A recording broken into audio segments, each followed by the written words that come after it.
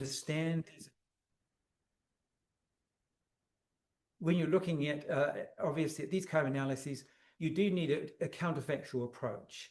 And so one of the things we did was to look at what would our mortality have been if we'd had the mortality experience of other countries.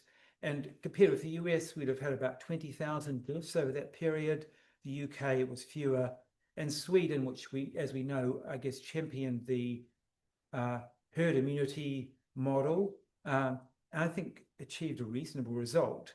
So these give you alternative realities. And I think counterfactual analysis is obviously on a much stronger footing than if you look at future scenarios, because these are things that really happened. One thing that we were often, or some critics said, oh, well, in New Zealand, you're in continuous lockdown for 2 years. It must have been awful. In fact, it wasn't. We had less time with stringent controls than most other countries, certainly other countries that didn't pursue elimination. So we went for long periods with no domestic restrictions, most of those 2 years. And these pulses of controls, as you can see here, were around stamping out outbreaks when they were the virus was reintroduced. And this is based on using the Oxford Stringency Index that's widely available. And this is showing the same data, but looking at the median level of stringency, stayed low in New Zealand for those first 2 years. And then we basically joined the rest of the world in 2022 with Omicron circulating widely. I haven't done much analysis of the economic consequences, but New Zealand did well comparatively during those elimination years. And the reason is that domestic economy was hardly affected because there were few restrictions, and our export economy just carried on with obviously carefully managed export across borders. So this is quite a complex comparison, but this is saying, well, one of the comparators is to use the other 6 OECD or the other 5 OECD countries that were also island countries and would also have the potential to exclude or eliminate the virus at the border. And it's all of these are using the same, a priority ranking is the same across all of them on the y-axis. And the first one is saying essentially there's an inverse relationship with low excess mortality associated with a high proactivity rating for New Zealand and Australia. It's less clear when you look at macroeconomic ranking. New Zealand and Australia did well, but Ireland has been a great performer for all sorts of reasons. And the similarly positive relationship with stringency, certainly in New Zealand. So more recently, we've been able to take advantage of much more robust data sources, and this is using excess mortality from the Global Burden of Disease study, which is age-adjusted and I think probably one of the more robust sources. And this was looking at 5 countries that had explicit elimination approaches. And we've added China to the list, as well as the other countries I mentioned. And essentially over that 2 years, there was no excess mortality in countries pursuing elimination, and compared with much higher mortality in the rest of the world. So it's a pretty blunt comparison. We also saw no relationship with GDP growth, suggesting that it's not a trade-off between public health and the economy. It's a false dichotomy. This is a more recent analysis based on only 34 countries. These are countries that generally had very good mortality data. And it was looking at the question of mortality displacement, which wasn't found to be a major problem. I mean, there's different forms of mortality displacement you can imagine, but what it did show was that New Zealand sustained low cumulative excess mortality over a full 5-year period. We've been a bit worried we might see a catch-up in mortality once the population was widely exposed to influenza and COVID-19, but we didn't see that at all. So that was very reassuring to see these findings. So this is really showing the epidemic curve up until now. And we still have a system for collecting self-reported cases when people test themselves and they put their details into a website. Amazingly, people are still doing this because test kits are no longer free, but it shows that quite a large portion of the population developed certain habits which they stuck with. But of course, we place much more reliance on wastewater testing, which shows that we're just currently, at the start of this year, we're having our ninth identifiable wave, about 2 waves per year, with no seasonality at this point. And of course, we had no waves in those first 2 years. So one of the other questions is social license. Does the public support this? In the first year, there was overwhelming support from the public and the full spectrum of political leaders that got right behind the response. And there was the ultimate, if you like, polling was the election where the Labour government returned the first absolute majority achieved in 30 years of proportional representation. It's very unusual, with a 50% share. So you could say that's a major plebiscite almost on the policy. And surveys consistently showed right through most of 2021 high level of public support. But that started to wane in mid-2021 after about 18 months, particularly since the public was being vaccinated and they were seeing other countries starting to look at opening up more. So this is the typology of responses, and we published this in the BMJ at the end of 2020, and we made a point of distinguishing the exclusion strategy. And exclusion was used by many Pacific islands that just basically never had a single COVID case. I think Tokelau Islands were the last place to get a case, even though they did start to open their borders. I mean, it's a tiny group of atolls. In late 2023, I think. But exclusion, it works very well, particularly if you don't have a lot of health resources to look after very sick people. So when might elimination exclusion be justified? Well, there's many variations of this kind of 2x2 table of going up on the vertical axis from low to high case fatality and horizontal from low to high transmissibility. And there's no surprises about the kind of things you have or threats you have in that quadrant.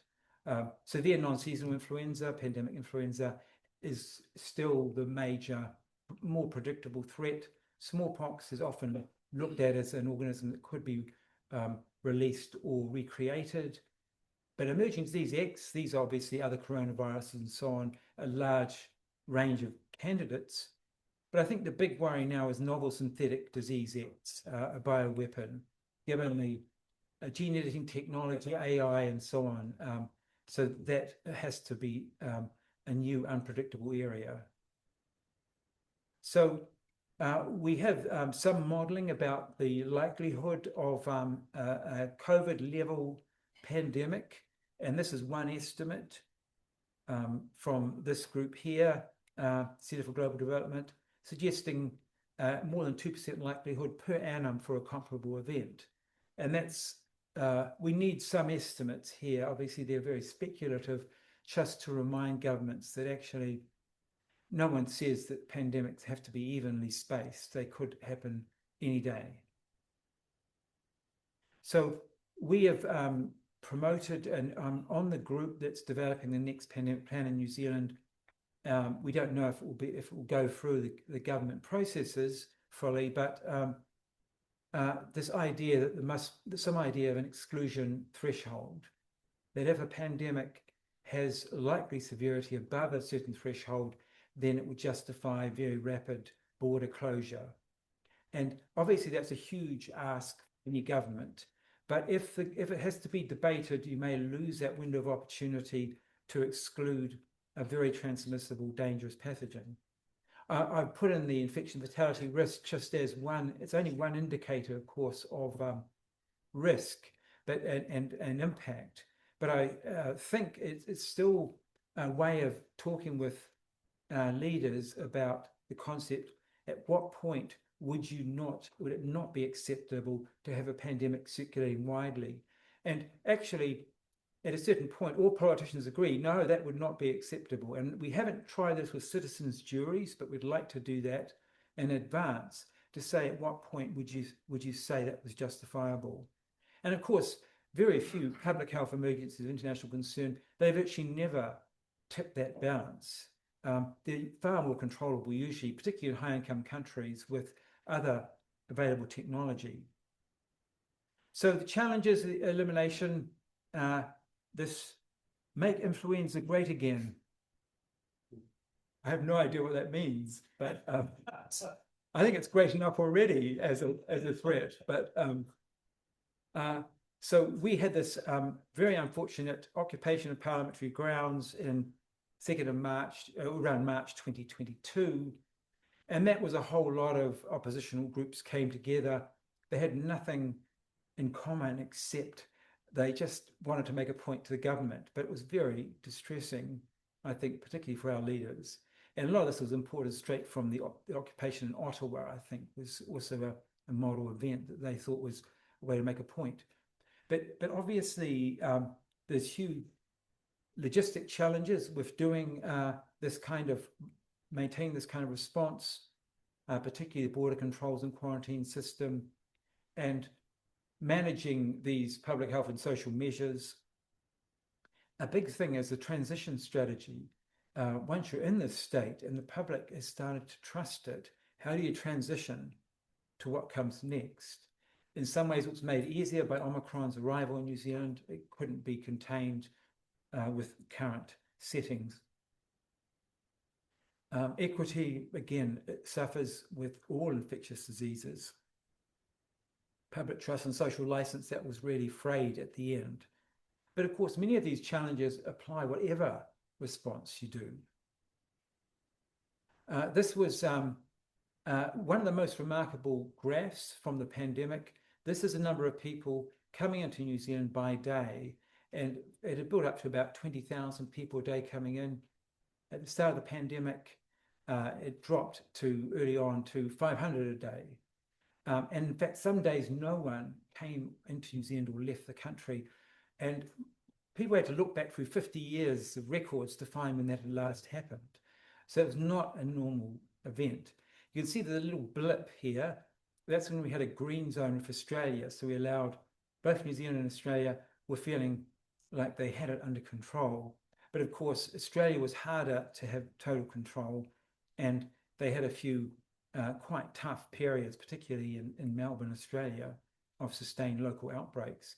So that was but I think the concept is very valuable for the future, the idea of having green zones of countries that have shared travel, and it just needs to be very proactively planned.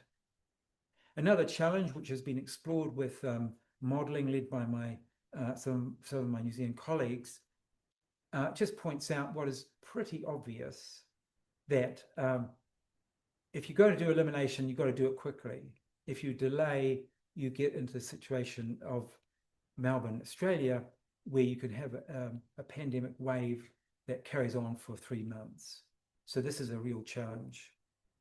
One of the other questions is, can elimination work in low and middle income countries? Yes, it certainly can. And it was interesting, this area has got far less attention than I think it deserves, but several low and middle income countries in Southeast Asia adopted this strategy at the beginning. And some of them had complex land borders. You don't have to be an island country to succeed. And you can see here this is cumulative COVID deaths per million, stayed very low in some of these Southeast Asian countries. And I've also put Fiji on there as well as a relatively large island country, which also maintained that approach successfully for over a year. This area needs a lot more research. So advantages, the obvious one, elimination at source is the ideal. Delaying transmission, time is on your side. You've got other interventions to reduce harm. Ultimately, you can read some of those other benefits, which are fairly obvious. And it may actually support the economy by reducing disruption, as we found in New Zealand. The other thing I think about elimination is it's very versatile because it relies on public health and social measures. It is not pathogen specific.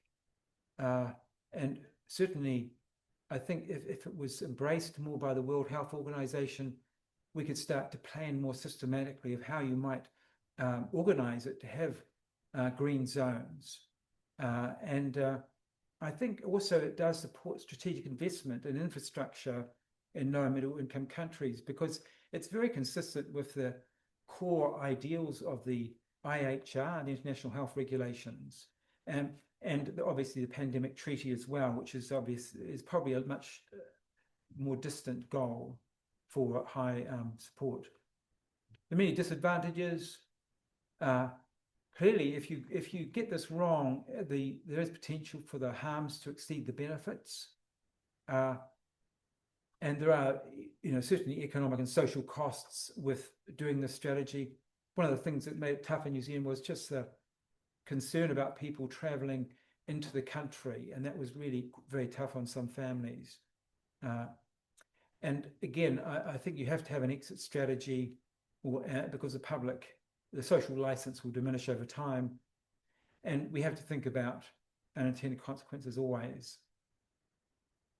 I think the World Health Organization is generally very resistant to border measures, even though that's the first thing that happens in almost every pandemic, because of obviously huge potential to magnify inequities in countries with very precarious food security and other challenges. So just in terms of how you implement this kind of thinking, this is a very familiar idealized graphic of a pandemic, that you have the interpandemic period, an alert phase, and then you come out of it at the other end. And obviously, prevention and preparedness needs to happen before the pandemic. And then you have to be ready to roll out that response swiftly. And for me, just the big three are always strategy, which I think we've been very weak on, infrastructure, and that engagement at all stages. They're the things that make pandemic planning work, I think. We have promoted this idea internationally. We published this piece in The Lancet, it's probably effectively 3 years ago now, and our suggestion was that when the World Health Organization defines an event as reaching the threshold as a public health emergency of international concern, they should also assign a default strategy at that point and say whether regional or global elimination or suppression or mitigation is likely to give the best results. I mean, they are convening an expert committee. They have massive potential, not necessarily in WHO, it's really squeezed for resources, but they can tap into huge global resources. I haven't said much about pandemic prevention, but we know that's the other P in this framing. And again, this is just why we need these multilateral global organizations to do this, to dampen down the risk of spillover infections, and also to provide more management regulation of our laboratory environment to reduce the risk of escapes, which I think this was very much a spillover event. But at the same time, we do still have to keep a close watch on laboratories. And there's multiple agencies involved and many important things that they do that single countries cannot do. During this period, we had philanthropic support to set up the Public Health Communication Centre, and we're very grateful for that. And we're using this opportunity to really try and shift the public discourse, and particularly by our decision makers in all of these prevention areas. You can even sign up if you're interested. So these are my high-level conclusions that, the essence, and this is a New Zealand experience, is you need effective science and good political leadership. And if you only got one of those two, as we all know, it's very challenging to operate. And also, for that reason, you can't count on both of those elements performing well at a particular point in time, which is why I think we need to build these concepts into our pandemic planning. and even in some countries try and shift that core decision-making away from politicians. Taiwan had, I think, one of the best pandemic responses in the world, and they had already institutionalized that decision-making based on their SARS experience, and they responded incredibly fast to SARS-CoV-2. And a public health triumph, nothing happened. This is the curse of prevention, as we all know, that people in New Zealand are saying, well, that was barely worse than the flu, why all the fuss? So that's the trouble. Even though we do watch some of those incredibly vivid dramatizations from the UK and other places about what life was like during that early pandemic period. So just to say why I'm here, I'm hugely grateful to the Fulbright program, and just mentioning these are some of the areas I'm working on in New Zealand. I know I'm not going to be able to develop all of those linkages here, but as you can see, I'm very interested in strategic approaches to improving health security. I know many of you in the room who I've started to talk to, a few, share that interest. And I know Mark Lipsitch is a big thinker about this, getting the question right, and being very impactful in the work we do. I'm very interested in syndemics. This is the idea of how acute infections, long-term conditions, and poverty interact to create a vicious cycle. And that is something we're working with a lot with Māori and Pacific communities in New Zealand on how to break that cycle. And rheumatic fever is a disease I worked out on a great deal. It's a classic syndemic disease, group A strep infection causing long-term conditions. And it's hard to get away from the commercial environmental determinants of health. I'm regularly doing battle with the poultry industry, which is happily poisoning us with Campylobacter on an industrial scale. Not happily, they don't want to do it, but it's a trade-off. And science and public health communication, I think I know I'm probably in a room full of very active science communicators, but I'm really interested in how to do that better. And I've got some wonderful colleagues in New Zealand who've I worked with throughout this period and on many of these projects. Thank you.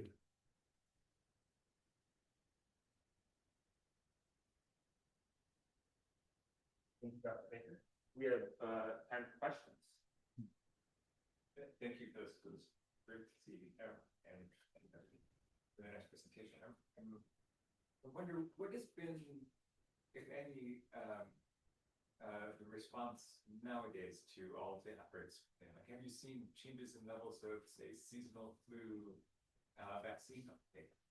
So that's one part of the question. And then the other part relates to the drop in excess mortality that you saw during the time when all incentives were in place. And it's a reminder that we tolerate a lot of that from flu that is actually preventable. And I wonder whether from the flip side of actually like response, a negative response to all these efforts, and whether there are now to try to address diseases that tolerate and probably should. Yeah. That's a great question. And we all had exactly that same thought. We imagined, wow, we've seen that actually that excess deaths from influenza every winter and other respiratory infections is modifiable. And we thought, well, here's a great window of opportunity to institutionalize that. Obviously, we don't want to shut the borders, but how can we achieve the same reduction in exposure to these infections? But I think the problem now is the public appetite, and particularly our new government's interest in these things has gone negative. So they don't like thinking about public health or epidemiology or things that are done at a population level. But certainly in our group and talking with colleagues, and particularly in Australia, the idea of improving indoor air quality has been a big driver. Trying to become a mask-using society, we've failed in that, and not Asia, as many Asian countries have sustained that. But we thought masks on public transport in winter at the start of the flu season makes sense. And even vaccine policies, there actually has been an increase in influenza vaccination, but decline in getting COVID boosters, and not helped by the government not even wanting to mention that word. COVID is like kryptonite for them at the moment. So had we had the same government, it would have been easier to answer your question to say it was a more consistent political environment, but it isn't. So a lot of things going on there. But yes, I think the sentiment, the point, I mean, I guess you could say it's a proof of concept, isn't it? Has happened, and we are busy documenting that. So I have two questions, but the one that comes to mind immediately from your answer is, suppose there's COVID 2026, right? Or disease X, given that there's this PTSD, this traumatic brain disorder, do you think people in New Zealand would be amenable to engaging in a similar response, or was this a one-time show that cannot be replicated because now everyone is allergic to that level of intervention? Yeah, I think it would happen again, mainly because it can be done if it's done at the exclusion level. It can be rolled out without massive public social license. And I think particularly if it was influenza, where we know you can get vaccine, it's a time-limited challenge to get enough of that pandemic virus vaccine. It will take about 6 months to get enough vaccine for the whole country. I think they could see an end point and they'd understand the rationale.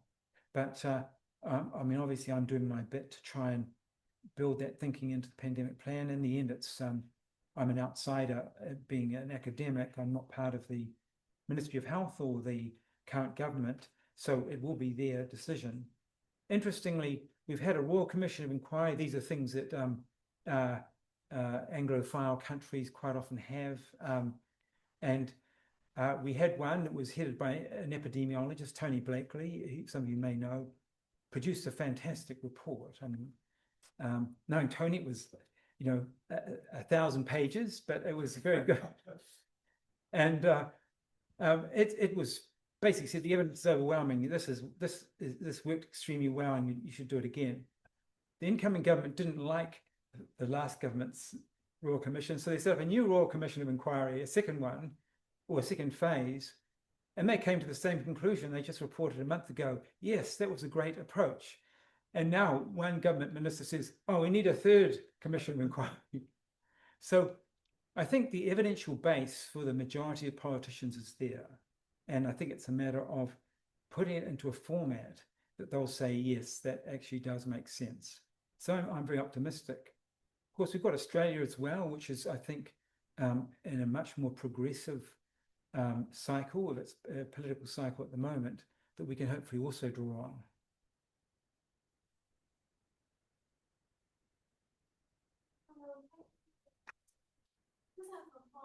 So I'm still like, I've been working on the disease for the COVID-19, and it's very like, Hong Kong is also using different like elimination like measures, for example, like lockdown, like school closure to like mitigate spread of the pandemic. But suddenly in 2022, we have a sudden spread of the pandemic around the community, and we have a lot of people dying from the COVID at that time. So I'm very surprised that like New Zealand also did a very good job. Like they also adopt the elimination strategy, and they're able to like mitigate the spread of the pandemic within the community. But I want to understand like which elimination tools you think is work the best, because like Hong Kong, and for me, I think Hong Kong and New Zealand also adopt the same like elimination strategy, but definitely we have different like result in 2020. So just want to like understand which elimination tools you think. Thank you. Yeah, that's a great question. I have talked to Ben Cowley occasionally about this. I don't know if he's one of your advisors, but and I think that one of the differences is using that time to achieve high vaccine coverage in older demographic groups. And I think there may have been a bit more vaccine resistance or hesitancy in older Chinese populations in Hong Kong and China generally. But I haven't seen the data on that, but that was the impression I had. because that's the essential thing. By the time we had widespread circulation of Omicron in New Zealand, the oldest demographics in New Zealand had their primary dose, two doses of Pfizer vaccine, and then they'd also had a booster because it was being rolled out in a very strategic way. And I think that probably just made a huge difference to minimizing cumulative excess mortality. That would be my impression, but I think the virus started circulating earlier in Hong Kong than had been planned. Is that right? I think in Hong Kong, the vaccination rate is rather low, especially around people in elderly home. I think according to our statistics, like less than 1/5 of the people aged 80 or above received the first dose of vaccination, not to mention the second dose and also the booster. So I think like we have like more than like 13,000 officers staff in that 3 particular months in the first quarter of 2022. But I think I do agree that like the Omicron did come as a sudden for Hong Kong people because like in the later phase of 2021, we do have some kind of like zero COVID, there is no COVID at all. Not to mention that, but certainly it's confirmed. But like everything is too late, especially so. So we don't have enough vaccination coverage, and also we do have the vaccine hesitancy. Yeah, because I think the risk of death rises exponentially. It's very sharp, very impressive with COVID-19. I think probably even more than with influenza. So you have to reach those older age groups, particularly people in residential care facilities. So that's really critical. And that was where you saw that grim impact in places like the UK and so on. The other question, and this seems to be far less certain, is the distribution of long COVID. We are very worried about that. And we see in our survey data shows that it doesn't have that age distribution. It's really across all age groups at a somewhat similar rate. Probably older age is a risk factor because you get more severe disease, which is a risk factor for long COVID. And that's why we've been promoting retaining regular COVID boosters, because it does provide some protection against long COVID. But I'm interested in your thoughts, if that's a policy position you think is defensible. Is anyone here working on long COVID, the risk?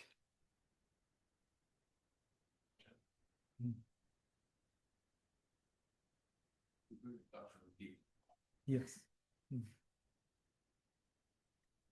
Bill. Michael, that was very persuasive, and in response and in tribute, I'm going to try and go some holes. The first one is practical. If the World Health Organization does not call fake in enough time, it may not be possible to enact these things, and it's going to be a political decision. The other is that in determining that you're going to call fake, especially when it comes to things which are transmissible but with a relatively low mortality, by the time there's enough data to know about the mortality rate, as we said, it will already be out of control in at least one place. Yeah. And potentially more. So with that, plus I'd like to ask the idea of something which is a little more transmissible than the original virus. How do you think that fits into an exclusion/elimination strategy? Yeah, I think that's the fundamental limitation of this approach as a global strategy. You could imagine if in China, right down to the regional administrator level, provincial administrator level, there was the cultural norm that you report things very swiftly and evaluate them very rapidly, and I haven't seen the earliest epidemic curve in Wuhan, but these things start quite gradually, and before you start seeing cases exported to surrounding countries. So I think that's the question. The IHR is meant to be reporting within, I think, 48 hours to WHO. So I think shifting the norms, because there is a reason to know very swiftly, I think it may be achievable, elimination at source. And that's probably not so politically charged, I think everyone would probably put their hand up and say, yes, please, I imagine. But it is aspirational. And again, most things, very few things will tip the scales as needing this level of response. Maybe it is only a 1 in 25 or 50-year event. I'm not sure. It'd probably be more common now. But I think it would give a performance standard for reporting and assessing things, these emerging pathogens, that we don't have perhaps as institutionalized now as we could have. That's the optimist in me. I think I probably agree. We can talk about it more. The other thing which sprung to mind is the suppression that was taking place through 2021. As you noted, by the time Omicron actually got there, some people had completed their primary series and received booster. So what was driving the decision to complete or to continue with suppression, even when a high proportion of the population had received vaccination? Yeah, no, the government already had plans to open up, but they were just trying to work out the messaging and what the next goal would be. I think Singapore did the best job of this. I don't know if any of you tracked their communication, but they're famously good at engaging the public. They produced that 4-level alert level system that New Zealand adopted. And I think they did a great job. They wound up opening up earlier, the earliest of all those elimination countries. And then I think they did have quite a bit of morbidity and mortality, but they accepted that. I think they thought that was a trade-off. So I think that's the difficult part that needs a lot of careful thinking through. We probably could have opened up a bit sooner. Then we would have got Delta sweeping through the whole country, which is definitely we didn't want that. So I think in some ways it was good luck and good management that we had Omicron displacing Delta when we opened up. I had a question about how some of the outbreaks were handled when they kind of popped up over time, and what you think the kind of most successful tactics were during those outbreaks.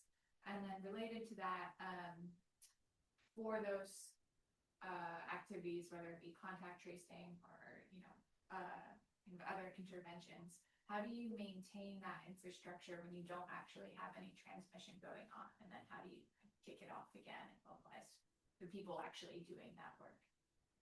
Yes, again, great questions. One thing that was quite interesting is when you had long periods and no cases, we were having very high levels of testing in the public, up to sort of 30 or 40,000 PCR tests a day across the country. So this is a very technically demanding test, as you know. So it's like every lab scientist in the country was then doing COVID-19 PCR tests, and they were actually pooling them. So you had 10 specimens, so it was actually only a tenth of that number of actual tests being done, unless you found something. So I think having that ability to do that, and I'm sure the technology will keep moving on. So that was a big requirement. But then if you found one positive, unless you knew where they had that they were connected with overseas travel, then you're really worried because of the tip of the iceberg phenomenon. And I remember being rung by an overseas journalist who was with some right-wing paper in the UK, who said, "Oh, I hear New Zealand shut down the whole country again. I mean, how many cases do you have?" And I said, "1." He said, "You mean 100,000, don't you?" "No, 1," because the case wasn't connected to the border. So you knew you had chains of transmission in the community. I don't know if we ever calculated how many cases we probably had, but you just have to throw everything at it for a period. And then if you're doing, again, very high levels of testing, you don't see anything for a few days, you start to breathe a sigh of relief. So that's what you have to do. And there may be better ways of managing this in the future. Contact tracing, we were generally doing quite old-fashioned contact tracing when you had quite small numbers of cases in these outbreaks. And the public health frontline workers just all got repurposed to do this. But later on, we did develop electronic systems using QR codes, which were on places people went to, and they'd register where they went to all social events and so became a big thing, and Bluetooth, identifying people who were infected, who you'd had contact with. These are all great in theory, but in practice, there was a bit of a disconnect between them and the frontline work. They've all been written up. There's loads of papers on this, but I think we just have to do much better in the future. I think it's also quite hard to develop. I mean, I always think most of the things for managing a pandemic, you can justify them, the infrastructure, because they're good for managing endemic infections as well. And I think that's the rationale. But some things are unique to pandemic conditions, so you need special exercises to practice them. And so I think that's probably what you have to do. And I think those ideas are, I imagine, quite well established internationally, those two things of good infrastructure anyway, and exercises for the things that are pandemic specific. I was just wondering, fantasizing about the possibility that Bill was saying, what if the WHO came up with this, like, okay, let's do this elimination from the beginning, and thinking about how difficult it would be to raise funds if you were very effective, because you would need a lot of resources, as you just explained, to manage things. And maybe the population in New Zealand was responding well because they were witnessing that catastrophic things were happening in other places. But if we don't see that and nothing happens, you had a slide with that, right? Then people say, so why are we investing so much if nothing is happening? Yeah. Because you never have the counterfactual. And so it's bad to be effective, because then how do you justify spending taxpayers' money to that? So I don't know to what extent you guys have had thoughts on this. No, perhaps we'll need Peter Jackson again to create these counterfactuals visually. I don't know, but you're right. Yeah, I think that's the problem with so much prevention, and particularly investing in something that doesn't happen very often, and hopefully doesn't happen at all if you get it right. Yeah.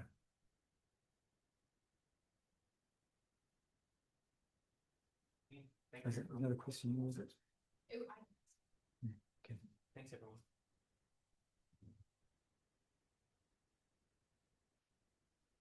I meant to do my poll again. How many of now are enthusiastic eliminators or excluders? Oh yes, all the hands are going up. Thank you. I'm just noting that in my scientific polling at Harvard University. So we're on the back. Yes.